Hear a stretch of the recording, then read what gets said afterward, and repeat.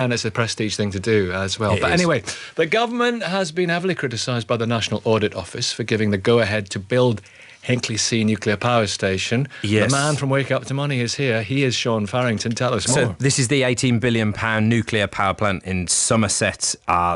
We thought it was all signed, sealed, and not quite delivered, but on the way to being delivered last year.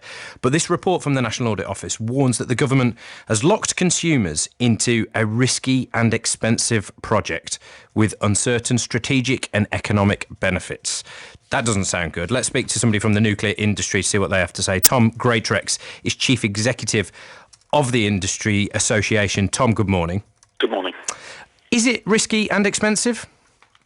Well, the risk is with the developer, so EDF take the risk. The way that this deal is structured means that consumers don't pay anything until any electricity is being generated. So it's structured in a way that the risk isn't with the public or with the government. And in terms of expensive, it depends what you're comparing it to. If you're comparing it to being able to generate low-carbon power that we're going to need, because 2/3 of our generation capacity between 2010 and 2030 will come to the end of its life, and we can't, we need to replace that. We need to have a way of providing the electricity that homes and businesses and public services rely on.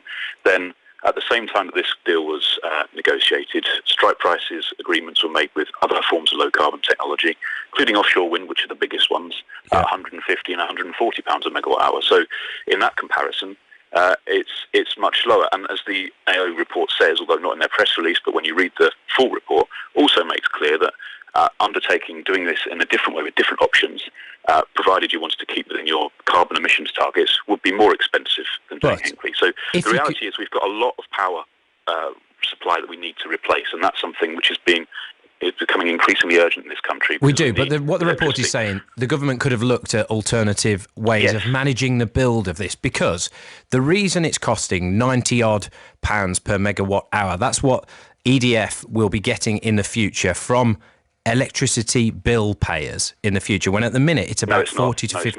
Well, they will be, the cost will be passed on for consumers, but it's not taxpayers paying for it, is it? No, it's a really important point. It's not £92.50 from consumers. It's the difference between the wholesale price and £92.50. But the extra cost compared to now. So it will be £92.50 per hour compared to, say, 40 to 50 now.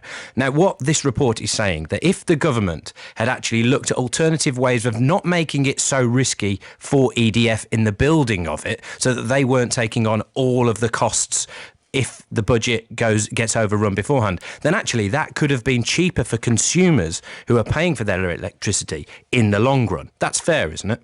Yeah, no, it's a really important point that the structure of the way that this is structured means that the risk is with the developer, and therefore that carries through to what the overall strike price is, just as it does with other projects. I think it's a really important point that the NAO have made by looking at different infrastructure projects that are structured in different ways to say, well, if you did those in different ways, you could get a lower strike price. I think that's a really important point that the government needs to reflect on for future projects. Tom, thank you very much for that. Tom Greatrex there, Chief Executive of the Nuclear Industry Association. Thank you,